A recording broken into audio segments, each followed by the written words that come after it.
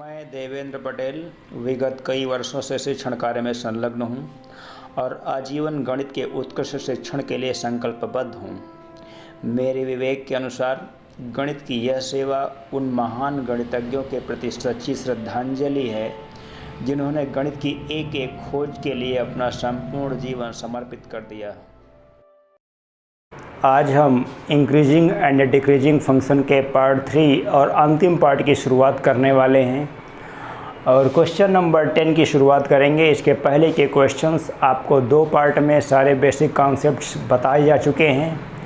कोई ऐसी समस्या नहीं है अभी तक के जो दो पार्ट आपको बताए गए हैं।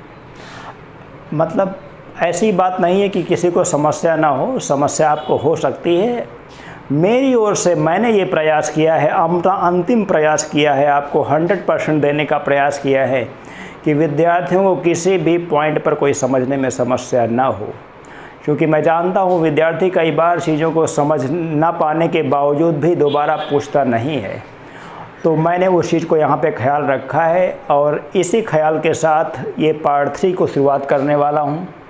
डॉक्टर हर्षरूप शर्मा की बुक ये चैप्टर आपको पढ़ाया जा रहा है, आप देख रहे हैं। इसका ये एक्सरसाइज का 10वां क्वेश्चन आपके सामने है। कहा गया है कि y = x whole square x के किन मानों के लिए स्ट्रिक्टली इंक्रीजिंग फंक्शन होगा। तो आइए सॉल्व करूँगा इसको। सबसे पहले तो इस ब्रैकेट को ओपन कर लूँगा, =x² और ये हो जाएगा x - 2 होल स्क्वायर। अब इसको आपको डिफ्रेंशिएट करना है। डिफ्रेंशिएशन करने के यहाँ पर दो तरीके हो सकते हैं। पहला तरीका तो आप सीधे डिफ्रेंशिएट कर दें और दूसरा तरीका ये है कि पहले आप स्क्वायर को ओपन करें तब डिफ्रेंशिएट करें। लेकिन मेरे विचार से कि ये पहला तरीका जो है ये आपके लिए ज़्यादा बेनिफिशियल होगा, तो पहले तरीके पे ही काम करता हूँ। यहाँ पे differentiating with respect to x implies that d dx of y equals to first function into differentiation of second plus second function into d dx of first। बड़ा आसान है यहाँ पे डिफ्रेंशिएशन, आप देखें। अब अगला काम यह है कि इसे देखें कि क्या कॉमन हो सकता है। मैं देख रहा हूँ 2x और x - 2 यहाँ पे कॉमन हो सकता है। इतना कॉमन लेने के बाद यहाँ पे बचा x और यहाँ पे 2x और x - 2 तो कॉमन हो चुका है, तो प्लस का x - 2 यहाँ पे और बचा। इससे आगे बढ़ूँगा 2x x - 2 और ये हो जाएगा 2x - 2। दो कॉमन लेने के बाद यहाँ पर लिखूँगा, यहाँ पे 4 हो जाएगा, 4x x - 1 और x - 2। इस प्रकार से ये तीन फैक्टर आपके सामने हैं। जब तीन फैक्टर आपके सामने हैं तो इसका मतलब ये है कि यहाँ पर तीन क्रिटिकल पॉइंट्स मिलने वाले हैं। तीन क्रिटिकल पॉइंट्स कौन कौन? एक 0, यहाँ से 1 और यहाँ से 2। तीनों पॉइंट्स को यहाँ पे एक्स वाई प्लेन पर रिप्रेजेंट कर रहा हूँ। आप ध्यान दें, 0, 1 और 2 तीन क्रिटिकल पॉइंट्स आपको मिल रहे हैं। 0, 1 और 2 बड़ा आसान है। 2 से बड़े मान के लिए चेक करेंगे कि ये क्या वैल्यू दे रहा है। 2 से बड़े मान के लिए पॉजिटिव वैल्यू दे रहा है, कोई ऐसी दिक्कत नहीं है। सब पीछे के पार्ट्स में, इसके पिछले क्वेश्चंस में आपको सब कुछ बताया जा चुका है, कोई दिक्कत नहीं है। ये निगेटिव होगा, ये पॉजिटिव होगा, ये निगेटिव होगा। अल्टरनेटिंग सिस्टम में होते हैं एक कैलकुलेशन करने के बाद। अब यहाँ पर हमने कहा था कि क्वेश्चन आपकी बुक में है कि x के किन वास्तविक मानों के लिए यह फंक्शन जो है कि वो स्ट्रिक्टली इंक्रीजिंग होगा। तो स्ट्रिक्टली इंक्रीजिंग इस इंटरवल और इस इंटरवल क्या होगा, और स्ट्रिक्टली डिक्रीजिंग के लिए 1 to 2 और यहाँ पे इस इंटरवल में स्ट्रिक्टली डिक्रीजिंग होगा। तो लिख दूंगा यहाँ पे for strictly increasing x belongs 0, 1 open interval union to infinite. इस प्रकार से ये फंक्शन स्ट्रिक्टली इंक्रीजिंग होगा। यही आपका आंसर हो जाएगा, इसको नोट कर लें। ये क्वेश्चन नंबर 11 आपके सामने है। कहा गया है कि y = 4 sin θ/2 + cos θ - θ belongs 0 to π/2 के लिए ये इंक्रीजिंग फंक्शन है। तो यहाँ पर इंक्रीजिंग फंक्शन को प्रूव करने के लिए सबसे पहला काम विथ रिस्पेक्ट टू थीटा इस फंक्शन को डिफ्रेंशिएट करूँगा। थोड़ा सा कैलकुलेशन ज़्यादा हो सकता है अन्य क्वेश्चन के मुताबिक, लेकिन आराम से चलना है, कोई जल्दबाजी नहीं करनी है, सब कुछ समझ में आने वाला है। यहाँ पे differentiating with respect to theta implies that d theta of y equals to, इस क्वांटिटी को डिफ्रेंशिएट करने के लिए आप जानते हैं यहाँ पर नोमिनेटर और डिनोमिनेटर वाला नियम काम करेगा। डिनोमिनेटर यानी कि 2 plus cos theta into D theta of 4 sine theta minus nominator का मतलब 4 sine theta into D theta of 2 plus cos theta upon में हो जाएगा ये 2 प्लस कॉस थीटा का होल स्क्वायर। आप देखें पूर्ण रूप से आपने जो वैल्यू सब्स्टिट्यूट की है फार्मूले में वो सही है कि गलत है। Denominator into D theta of nominator minus nominator into D theta of denominator upon denominator का होल स्क्वायर माइनस थीटा का डिफ्रेंशिएशन थीटा के सापेक्ष 1 हो जाता है। तो यहाँ पर मैं -1 लिख लेता हूँ, ये दिख रहा होगा उम्मीद है। अगले स्टेप में थोड़ा सा और बेहतर कर लूँगा। चलिए यहाँ से लिख रहा हूँ इसे थोड़ा सा, तो 2 प्लस कॉस थीटा इंटू यहाँ 4 साइन थीटा का डिफ्रेंशिएशन 4 कॉस थीटा हो जाएगा -4 साइन थीटा, इसका डिफ्रेंशिएशन यहाँ पे 2 प्लस कॉस थीटा का डिफ्रेंशिएशन माइनस का साइन थीटा हो जाएगा अपान यहाँ पे हो जाएगा 2 प्लस कॉस थीटा का होल स्क्वायर -1। अगले स्टेप की ओर बढ़ूँगा पूरा मल्टीप्लिकेशन करते हुए एलसीएम लेते हुए, इक्वल्स टू यहाँ पे हो जाएगा 8 cos theta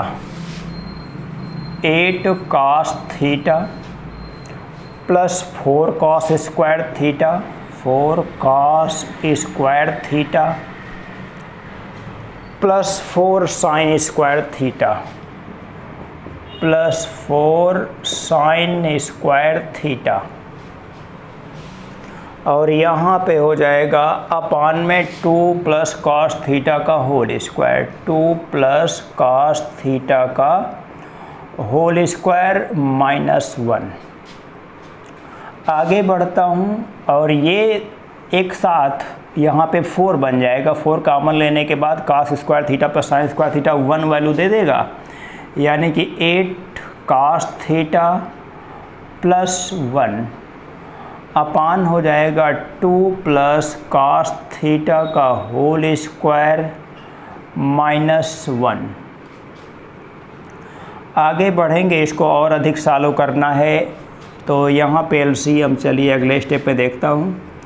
8 cos theta plus 1, एक स्टेप यहीं पे लिखता हूँ 1 की जगह पे 2 प्लस कॉस थीटा का होल स्क्वायर आप जान रहे हैं, और 2 प्लस कॉस थीटा का होल स्क्वायर हम डिनोमिनेटर में भी लिख देते हैं, जैसे कि विद्यार्थियों को समस्या बिल्कुल ना हो समझने में।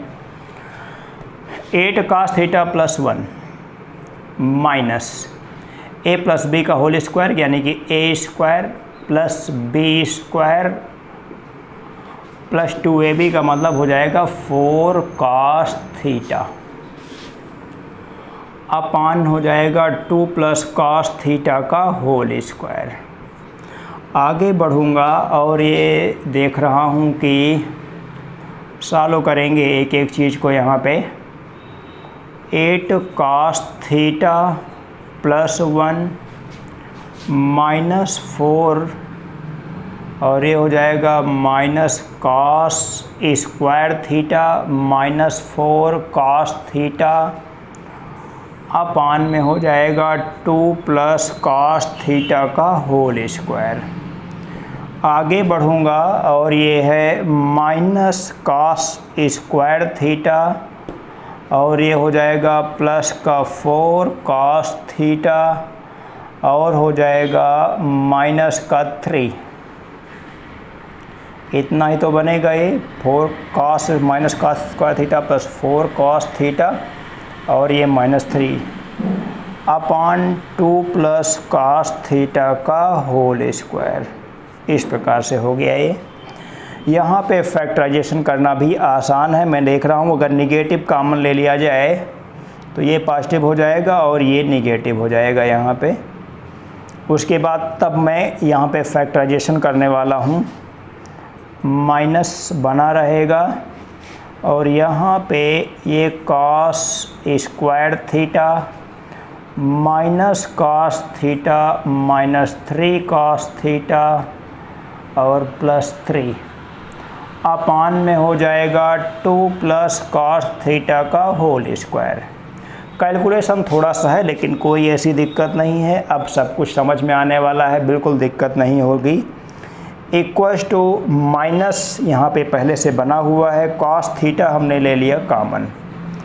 cos थीटा कॉमन लेने के बाद यहाँ पे बचा cos थीटा -1 और माइनस का 3 कॉमन लेने के बाद यहाँ पे बच रहा है cos थीटा -1। इस प्रकार से अपान में क्या हो जाएगा 2 प्लस cos थीटा का होल स्क्वायर।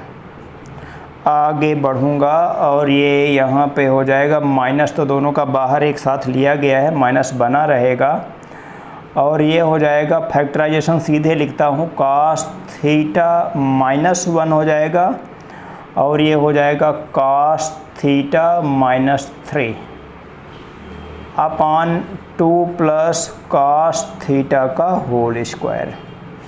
आप ध्यान से देखें कि ये वैल्यू हमेशा पॉजिटिव होने वाली है, ये कभी नेगेटिव नहीं हो सकती।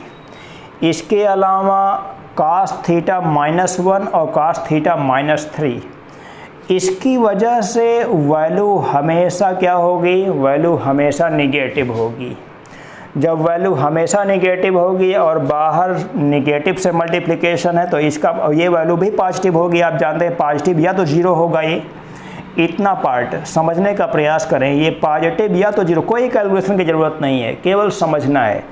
इतना पार्ट पॉजिटिव या जीरो, इतना पार्ट पॉजिटिव, इतना पार्ट नेगेटिव हमेशा होगा, ये हमेशा नेगेटिव होगा।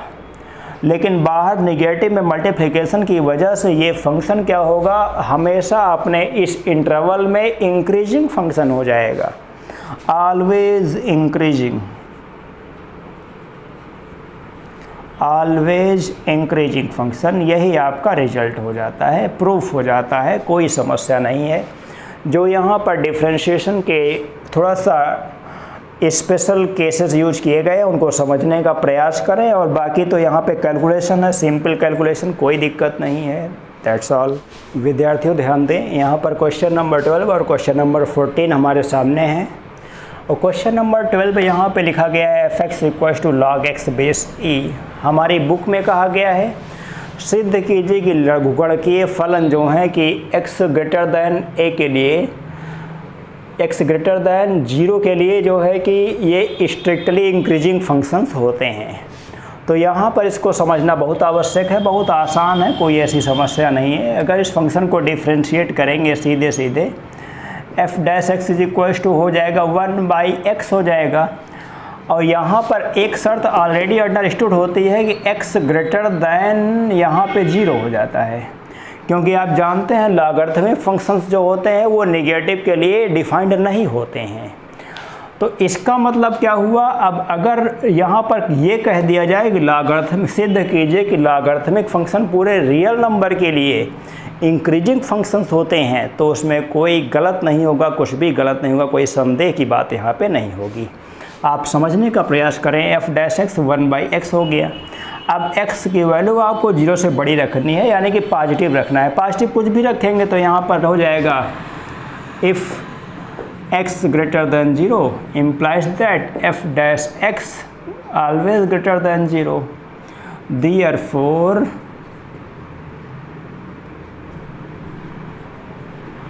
function will be इंक्रीजिंग, या फिर आप ये कह सकते हैं स्ट्रिक्टली इंक्रीजिंग। स्ट्रिक्टली इंक्रीजिंग भी हो जाएगा ये फंक्शन, क्योंकि जीरो कहीं नहीं मिलेगा ये पूरे रियल नंबर्स के लिए, क्योंकि x ग्रेटर दैन जीरो रखेंगे तो इस वजह से कभी भी ये निगेटिव और जीरो नहीं मिलने वाला है। आगे की बात करूँगा, आगे इस क्वेश्चन की क्वेश्चन नंबर 14 हमारे पास है। x बिलोंग्स 0 to π/2 के लिए कहा गया है कि ये x बिलोंग्स 0 to π/2 के लिए कौन सा फंक्शन स्ट्रिक्टली इंक्रीजिंग होगा। शायद यही कहा गया है, मैं भूल रहा हूँ, सॉरी, स्ट्रिक्टली डिक्रीजिंग होगा। स्ट्रिक्टली डिक्रीजिंग कौन सा फंक्शन होगा हमसे ये पूछा गया है, लेकिन ऐसा नहीं है कि विकल्प हम चेक करके आपको बता देंगे, हम आपको सारे क्वेश्चन सॉल्व करके बताएंगे, एकदम इत्मीनान से बताऊंगा, यहाँ पे कोई समस्या नहीं है। इसका पहले ए पार्ट सॉल्यूशन में हम इसका ए पार्ट ले रहे हैं और इसका डिफरेंशिएशन करूँगा। विद्यार्थी बहुत अच्छी तरीके से यहाँ पे अपनी नोट्स तैयार करने का प्रयास करेंगे। हम थोड़ा सा शार्ट में लिखते हैं, क्योंकि आप जानते हैं बोर्ड पे यहाँ पे जगह बहुत ज़्यादा नहीं हो पाती है एक बार में। तो f' यहाँ पे क्या हो जाएगा, माइनस का sin x हो जाएगा। और इस इंटरवल के लिए आप जानते हैं साइन फंक्शन क्या होता है, पॉजिटिव होता है, लेकिन बाहर नेगेटिव होने की वजह से पूर्ण रूप से नेगेटिव हो जाएगा। तो यहाँ पे क्या हो जाएगा, ये स्ट्रिक्टली डिक्रीजिंग हो जाएगा। एक रिजल्ट तो आपका मिल गया है, ये पहले का रिजल्ट आपने निकाल लिया। इसी प्रकार से आसान क्वेश्चन की अगर बात करूं तो डी क्वेश्चन नंबर इसका डी पार्ट हो जाएगा। fx equals to tan x का डिफ्रेंशिएशन sec स्क्वायर x होता है, और sec स्क्वायर का फंक्शन आप जानते हैं इस इंटरवल में यानी कि प्रथम चतुर्थांश में हमेशा क्या होता है, पॉजिटिव होता है। तो इसका मतलब ये फंक्शन जो होगा इस इंटरवल के लिए एक स्ट्रिक्टली इंक्रीजिंग फंक्शन होगा, डिक्रीजिंग नहीं होगा, स्ट्रिक्टली इंक्रीजिंग फंक्शन होगा। बात बची है बी और सी की, तो पहले बी को बताता हूँ। यहाँ पे fx इक्वल्स टू लिखा हुआ है cos 2x। अगर इसका डिफ्रेंशिएशन करेंगे तो f' हो जाएगा -2 sin 2x हो जाएगा। आप समझने का प्रयास करें, यहाँ पर हमारे पास जो इक्वल वैल्यू दी गई है, here x less than r equals to π/2 and greater than r equals to यहाँ पे है 0, इम्प्लाइज दैट अगर हमको 2x की वैल्यू चाहिए तो इसके लिए क्या करेंगे, 2 से मल्टीप्लाई कर देंगे, पूरे में मल्टीप्लाई किया जाएगा, less than r equals to pi and greater than r equals to 0। Sine का फंक्शन है, यहाँ पे थीटा इसको लिख लीजिए, इसको भी थीटा लिख लीजिए। यहाँ पे साइन थीटा इस इंटरवल के लिए क्या हो जाएगा, आप जानते हैं साइन थीटा इस इंटरवल के लिए क्या होता है, पॉजिटिव होता है। पहले और दूसरे क्वाड्रेंट के लिए क्या होता है, पॉजिटिव होता है साइन फंक्शन यहाँ पे, लेकिन बाहर निगेटिव होने की वजह से ये फंक्शन क्या बना देगा, स्ट्रिक्टली डिक्रीजिंग फंक्शन बना देगा, यानी कि ये फंक्शन क्या हो जाएगा, ह्रासमान हो जाएगा, क्योंकि पूर्ण रूप से निगेटिव वैल्यू यहाँ पे मिल रही है, बार बार बता रहा हूँ आपको। इसी प्रकार से इसका सी पार्ट अगर हम बताना चाहें तो f' सीधे बताएं, f' क्या हो जाएगा, ये फंक्शन है हमारे पास fx, तो f' यहाँ पे हो जाएगा -3 sin 3x, इस प्रकार से लिख दिया गया है। यहाँ पे आप जानते हैं इसको थीटा कंसीडर करेंगे हम लोग, according to question x less than r equals to π/2 and greater than r equals to 0। हमको 3x चाहिए, यानी कि 3 से मल्टीप्लाई करेंगे तो 3x less than r equals to 3π/2 greater than r equals to 0। आप इसको थीटा कंसीडर कर सकते हैं। आप देखें कि थीटा का जो मान है, यहाँ पे थीटा का जो मान है वो यहाँ से लेके यहाँ तक के लिए है, एक साथ यहाँ से लेके यहाँ तक के लिए। आप जानते हैं साइन फंक्शन का जो वैल्यू होती है पहले 2 चतुर्थांशों के लिए पॉजिटिव होती है, तीसरे चतुर्थांश के लिए निगेटिव होती है, लेकिन यहाँ निगेटिव होने की वजह से 0 से पाई के लिए फंक्शन क्या होगा, 0 से पाई के लिए फंक्शन यहाँ पे क्या होगा, ये हो जाएगा इंक्रीजिंग। यानी कि हम यहाँ पर क्वेश्चन को थोड़ा सा आसान ही बना रहने देंगे, अन्यथा फिर आप सोचेंगे 0 से पाई यहाँ पे कहाँ आ गया। तो ऐसे आपको समझना है कि ये फंक्शन जो है स्ट्रिक्टली इंक्रीजिंग, फ़िलहाल या तो स्ट्रिक्टली इंक्रीजिंग होगा और ना ही ये स्ट्रिक्टली डिक्रीजिंग होगा। हमसे केवल यही बात पूछी गई थी कि कौन सा फंक्शन स्ट्रिक्टली इंक्रीजिंग है और कौन सा फंक्शन स्ट्रिक्टली डिक्रीजिंग है। आगे जब आप बढ़ेंगे कंपटीशन की क्लासेस में तब वहाँ पे आपको बताऊँगा कि इनके कौन कौन से इंटरवल में ये फंक्शन जो है, जैसे अभी ये इंटरवल कैसे लिखा जाएगा ब्रेक करके कि किस में इंक्रीजिंग है किस में डिक्रीजिंग है, तो वहाँ पर बातें बताई जाएंगी। फ़िलहाल यहाँ के लिए इतने ही पर्याप्त है, आगे नहीं बताने की आवश्यकता है, अन्यथा आप भ्रमित हो सकते हैं। ओके, आइए देखता हूँ क्वेश्चन नंबर 19 और क्वेश्चन नंबर 22 आपके सामने बोर्ड पे हैं, लेकिन मैं पहले क्वेश्चन नंबर 22 पे डिस्कशन करता हूँ। यहाँ पर कहा गया है कि वास्तविक संख्याओं के लिए सिद्ध कीजिए कि ये दिया गया फलन स्ट्रिक्टली इंक्रीजिंग होगा। तो इसको समझाने में कोई भी दिक्कत नहीं है, बिल्कुल आसान तरीके से आप समझ सकते हैं। सबसे पहला काम इस फंक्शन का डिफरेंशिएशन कर लीजिए। f' इक्वल्स टू 2e⁻²x, यही तो आया। उसके बाद आप जानते हैं रियल नंबर्स का मतलब निगेटिव पॉजिटिव सारी वैल्यूज़ होती हैं, लेकिन एक बात आपको यहाँ पे बेसिक कॉन्सेप्ट जानना होगा कि e की वैल्यू कितनी होती है। आप जानते हैं e की value less than 3 and greater than 2 होती है। इस चीज़ को आपको हमेशा ध्यान में रखना है, तो मैथमेटिक्स की बहुत सारी अनसुलझी समस्याएं ऑटोमेटिक सुलझ जाएंगी आपसे। जब e का मान 2 से बड़ा 3 से छोटा है तो इसका मतलब इसकी e की पावर कुछ भी हो, e की पावर कोई भी रियल नंबर यानी कि निगेटिव या पॉजिटिव हो, तो आप जानते हैं हमेशा वो पॉजिटिव वैल्यू देगा। आप जानते हैं 2 की पावर अगर हम -4 लिखें या फिर -2 लिखें तो पॉजिटिव रिजल्ट तो आता है, तो इसका मतलब ये हमेशा पॉजिटिव रिजल्ट ही देगा। इस वजह से यहाँ पे कह दिया जाएगा कि दिया गया फंक्शन पूरे रियल नंबर के लिए स्ट्रिक्टली इंक्रीजिंग होगा, यानी कि निरंतर वर्धमान होगा। ऐसे लिख देंगे, चूँकि e less than 3 and greater than 2, अतः x के सभी वास्तविक मानों के लिए x के सभी वास्तविक मानों के लिए f' ग्रेटर दैन 0, या फिर माइनस इन्फाइनाइट की वैल्यू 0 होती है, यानी कि ये कभी 0 के बराबर भी नहीं हो सकता किसी भी वास्तविक संख्या के लिए। अतः स्ट्रिक्टली इंक्रीजिंग ये फंक्शन हो गया इस प्रकार से। क्वेश्चन नंबर 19 की बात करेंगे। f(x) equal to x² plus ax plus 1x की वैल्यू 1 और 2 के बीच में होनी चाहिए। a का न्यूनतम मान जिसके लिए निरंतर वर्धमान होगा। a का ऐसा कौन सा न्यूनतम मान होगा जिसके लिए ये दिया गया फंक्शन जो है कि स्ट्रिक्टली इंक्रीजिंग होगा। तो सलूशन बहुत आसान होगा। यहाँ पे f' इक्वल टू क्या हो जाएगा, आप देखें 2x प्लस a हो जाएगा। अब यहाँ पे समझने वाली बात है कि a का न्यूनतम मान ऐसा कौन सा होगा जिसके लिए कि फंक्शन जो है कि निरंतर वर्धमान होगा।